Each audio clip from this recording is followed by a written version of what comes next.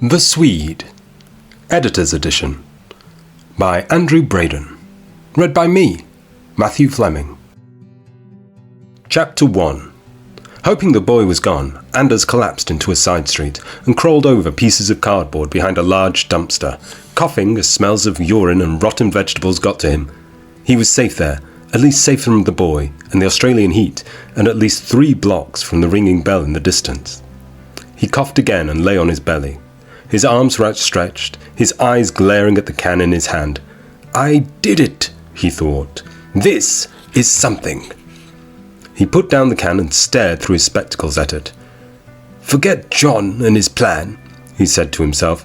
"Forget the both of them." He kept staring at it, sweat dripping from his fringe, arms trembling. "And forget Lindsay for holding my wages. Christ, what good is backpacking when you're broke?" The bell continued to ring.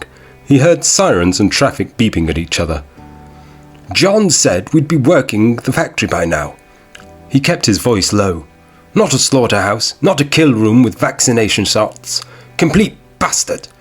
I should have stayed in Gatton. I should have stayed on Lindsay's farm." He closed his eyes as the sirens grew closer and then passed. He wondered about the boy.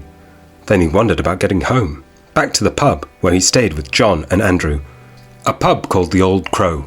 Old was the right word, Anders thought, laughing. The place was a shithole. The place was falling to bits. Though with no money, he didn't have the luxury of choice. It was that or nothing.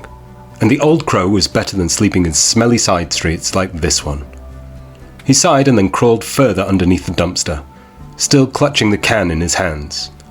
From his new viewpoint, he heard voices. A door opened and someone stood near the dumpster stepping on onion skins.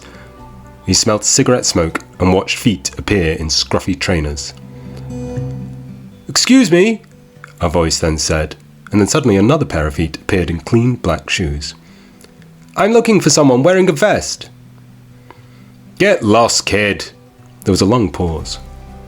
"I'm on my smoko, kid, so move on." "I'm just asking." "And I'm just saying." "He looks Swedish to me. You seen him?" There was no answer.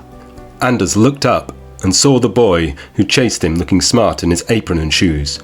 Traffic moving behind him, his eyes flickering in all directions. The sun's glare over his pimpled face. Stick or twist, Anders thought. Start running or stay hidden. "That alarm in the distance," the boy said. "Those police cars about. It's because of him."